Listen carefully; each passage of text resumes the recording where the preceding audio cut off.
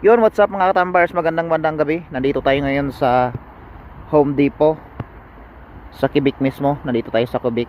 Kaso ang receiving dyan ay 9 yung ano natin, yung booking natin 9. O wala pa tayo pupunta doon para magdiskarga. So nakaparking muna yung truck natin. Kaso ang problema nga mga katambars, butas yung ano natin, luna. Yung luna natin nabutas.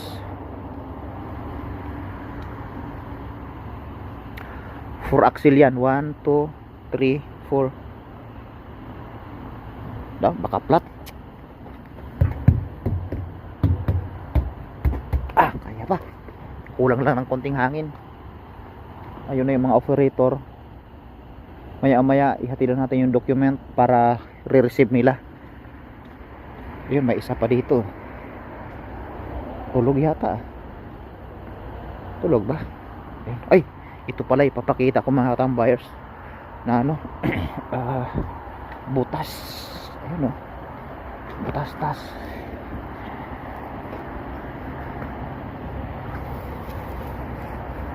Ayun.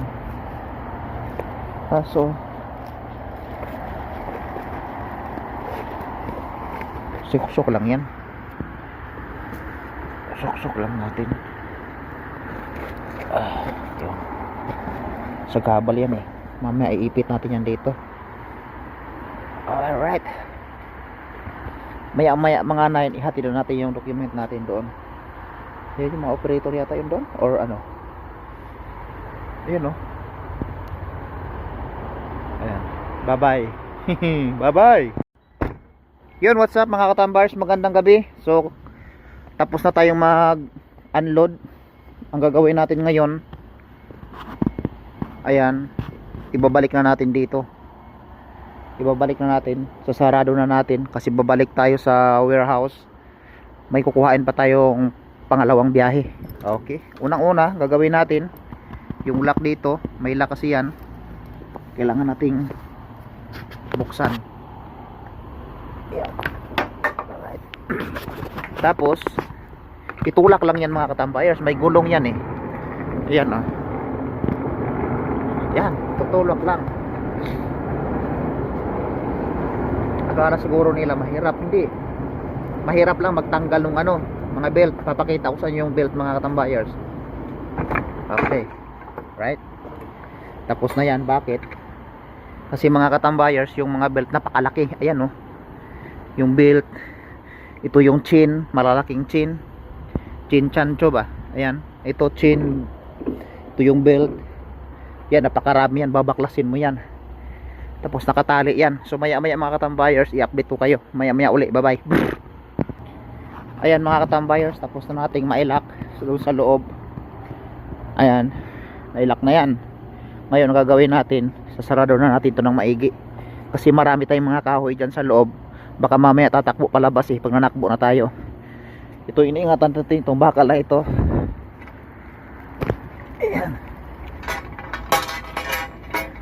Ayan, mahirap ipasok natin dahan-dahan. Kaso alright, dahan-dahan lang, hindi naman tayo nagmamadali.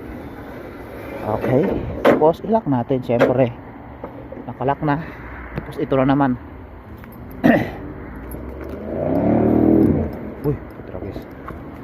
Oops. Tapos ayan, maya uli update ko kayo. Ayun mga katambuyers, tapos na lahat. Yung gulong natin, na-check na natin yan kanina. Pati yung lifting axle natin, yung pang 4 axle, nakaangat na. Ayan, nakaangat na siya. Yan ang binabantayan natin.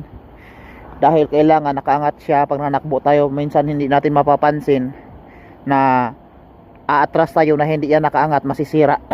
Kailangan nakaangat yan. Kahit may laman mga katambuyers, kailangan pag umatras ka, nakaangat siya. Hindi siya nakagana dahil masisira yan. Okay na, pati dito nakaangat. Goods.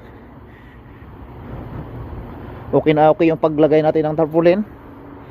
Kung makita nyo mga katambuyers, ayan, kita nyo ba o hindi nyo nakita. Okay, picture lang tayo pang thumbnail. 1, 2, 3, go. Alright, tapos sa kabila tignan natin, kasi may punit dito eh. Oops, ayun. Gagawin natin, itago natin to. Right, tago yan. Siyempre sa loob, may itago bang sa labas, di ba? Kasi may isang biyahe pa tayo eh, papuntang Karamuan Leyte eh. Okay, tama na yun mga katambayers. Gandahan na tayo, let's go. Hanggang dito na lang muna mga katambayers. Maraming salamat. Baboy.